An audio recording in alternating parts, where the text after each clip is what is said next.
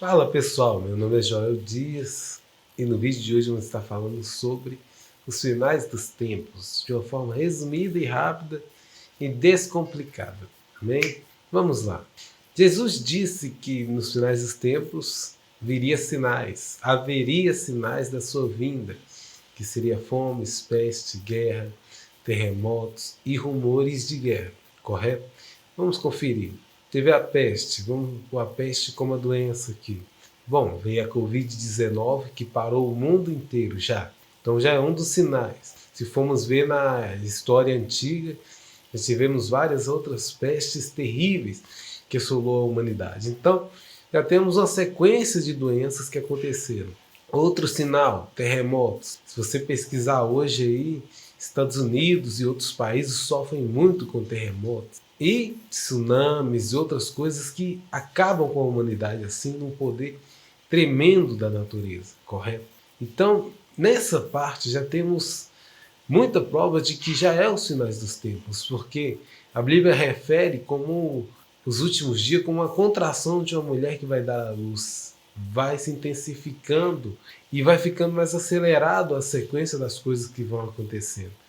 Em Israel nós não precisamos nem falar muita coisa, porque lá já teve muitos conflitos, já viveram anos de guerra e agora estão com guerra contra o Hamas. E isso foi uma guerra tremenda, sabe? Por um século que nós estamos vivendo, cometeram muito crime de guerra contra Israel, teve muitas coisas terríveis, terrorismo terrível. E hoje nós estamos tanto no fim dos tempos que a Bíblia falou, o amor de muitos se esfriaria. E tem muitas pessoas que olham para Israel e nem se dão ao luxo de pesquisar o que aconteceu com aquelas 1.200 pessoas ali, com muitas mortas, outras estupradas, outras tiveram a vida toda destruída. E o coração deles endurece em tantos que eles dizem força Hamas, força sei lá o quê. E isso é impossível, sabe? Para uma humanidade que diz que ama o seu próximo. O foco aqui é que a Bíblia descreve o mundo entrando em um colapso. E a gente está vendo a economia colapsando, muitas coisas acontecendo. E isso está envolvendo no pacote que Jesus falou. Fome, peste, guerra, rumores de guerras e muitas outras coisas. Na Bíblia tem uma parte que cita que os alimentos vão encarecer tanto. E nós já estamos vendo isso. Hoje você vai no supermercado, se você for com R$ 100 é perigoso você sair com uma sacola, no máximo 2 ou 3. Então a inflação já cresceu. Tudo já está no caminho. Quando eu era mais pequeno e meus pais mandavam comprar pão, era 5, 10 centavos. Hoje você vai lá com 2 pães, você paga quase R$ 2, se não 2,50, já passando. Então, a inflação ela cresceu e já extrapolou. E a tendência é só aumentar. E à medida que a economia vai colapsando, a corrupção vai aumentando e muitas outras coisas, isso causa um caos no mundo. Então, Deus ele já está mostrando que está às portas. Porque o que Jesus disse já está começando a acontecer. O que a palavra profetiza já está começando a acontecer. Então cabe a nós agora santificar e ficar na presença de Deus. Hoje a imoralidade está tomando conta de muitas igrejas, as coisas erradas estão começando a parecer que nem são mais pecados. As pessoas estão maquiando o pecado e dizendo, venha, Jesus te aceita como tu és. Jesus te aceita como você é, mas ele não te diz para você continuar da maneira que está. Porque os céus, a Bíblia vai descrever como um caminho que é estreito e largo é o caminho da perdição. Então, no contexto de um caminho, se você vê duas estradas, uma estrada larga e uma estrada estreita, você tem escolha. Eu decido ir pela estreita, mas se você quer ir pela estreita, não vai dar para levar muita coisa. Não vai levar muita coisa deste mundo, senão nada. A Bíblia descreve que a gente não vai levar nada deste mundo. Então não adianta você andar em pecado dizendo que está no caminho estreito. Porque se no caminho estreito não cabe muita coisa, não cabe o pecado, como é que você está no caminho estreito se está com o pecado nas costas? Então é algo que é insolúvel, porque Cristo é o caminho. a verdade e a vida. E quando diz que Cristo é o caminho, a verdade e a vida, ele diz: vinde a mim todos os que estáis cansados e oprimidos, e eu vos aliviarei. Trocar o nosso fardo pelo dele também, ele já disse. Então ele diz: você vem, eu te transformo, te deixo mais leve e você me segue. E tem muitas pessoas que hoje querem chegar para Jesus e diz: eu sei a minha melhor forma de chegar a Deus. Cadê a transformação de Cristo na nossa vida? Da permissão dele trabalhar em nós de maneira que a gente conheça o Espírito Santo e nos acheguemos mais a Deus, mais a Jesus. Está faltando em nós a santidade. O povo de Israel, quando foi ouvir a voz de Deus, eles se prepararam durante 3 dias, jejuaram, lavaram suas vestes e Deus ainda deu permissão para eles ficarem no pé do monte. Deus deu uma ordem: fiquem no pé do monte, porque quem tentar subir morre, vai ser apedrejado, a presença de Deus vai matá-lo. E Deus deu a misericórdia de avisar ainda ao povo: ó, vocês se santificaram, vocês se prepararam, mas fiquem no pé do monte. E tem muitas pessoas hoje que acham que a palavra de Deus ela pode ser mudada. Sabe, eu estou na igreja, mas não largo esse pecado, eu não largo isso. E tem pessoas que já dizem: isso não é pecado, Deus me aceita pelo que eu sou. Mas não é assim, meus irmãos, porque Deus ele te aceita, só que ele te transforma também. E estamos nos finais dos tempos. Tem muitas pessoas que ouvem a palavra que é como se fosse um gesso, sabe? Elas engessaram e dizem: eu não transformo, é o que a Bíblia fala, coração de pedra. E outra, elas fogem da ira de Deus no sentido de vida delas. Por que elas fogem? Porque elas acham que está na proteção de Deus ali, sabe? Elas acham que está andando certinho no caminho, mas não está andando certinho no caminho, porque Deus quer proteger a pessoa, o ser humano do pecado, tirando o pecado. E a pessoa quer carregar o pecado para dentro da igreja, a pessoa quer continuar na vida pecaminosa. E não é assim, meus irmãos. Quem conhece a libertação que Deus dá, não volta para trás. Quem sabe quem é o Espírito Santo não, ele não é emoção. O Espírito Santo, ele não é desejo do nosso coração. Ele não vem por sentimentos que a gente sente ao ouvir uma palavra de um pregador que foi usado por Deus ali, a pessoa sente, chora. Ele não é só isso que eu quero dizer. O Espírito Santo, ele é uma pessoa que faz morada dentro do nosso coração. E vamos supor que o Espírito Santo é uma pessoa física também, porque ele é parte da Trindade. Ele é uma pessoa também, que ele fala aos nossos ouvidos. Quando a gente vai pecar, ele diz: isso está errado, e a gente peca da mesma forma. Sabe, o Espírito Santo, ele é o nosso conselheiro, ele é o nosso consolador. Ele é o que desvia a gente do pecado. E tem muitas pessoas que acham que sentir o Espírito Santo é só dentro da igreja e abandonar ele na vida nossa, pessoal. Então, Jesus ele disse que nos finais dos tempos aconteceriam muitas coisas, que teria falsos profetas. E hoje vemos muitas coisas dentro das igrejas, muitos pregadores dizendo coisas absurdas, muitos pregadores que não oram, muitos pregadores que deixaram de ler a palavra na visão do Espírito Santo, porque querem agradar as massas, mas Jesus ele não veio para agradar a ninguém, ele veio para dar vida. É a mesma coisa você chegar para uma pessoa que está prestes a pular de um prédio e dizer para ela: eu vim aqui te socorrer, não faça isso, eu posso mudar a sua vida. A mensagem é clara, ela é dura, ela diz: não pula, ela diz: não faça isso. A palavra é de não no momento que Jesus nos encontra. Ele diz para nós não pecarmos: vai e não peques mais. Ele diz para nós parar a nossa vida e mudar a direção. Ele diz para nós que veio nos socorrer. E tem muitas pessoas que hoje querem salvar a gente pulando do prédio, chegando lá e estendendo, falando assim: sua vida é boa, é bela. Não, por que a pessoa está na beirada do prédio? Porque a vida dela é terrível. Ela precisa de uma transformação. Então a mensagem ela tem que ser pura, santa. Jesus ele veio para resgatar. Quantas pessoas vai na igreja hoje e diz: nossa, eu não senti Deus lá, eu não senti uma palavra que transforma. Elas escutaram muita história, elas escutou assuntos que não tem nada a ver com a palavra.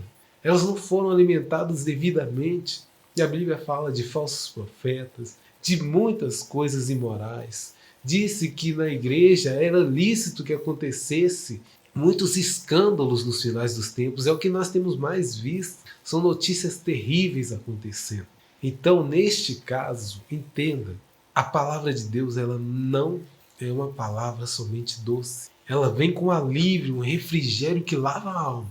Mas é uma palavra que te toma na mão e faz você mudar de atitude. O foco é Cristo. Cristo não é pregador, não é pastor, não é ninguém, é Cristo.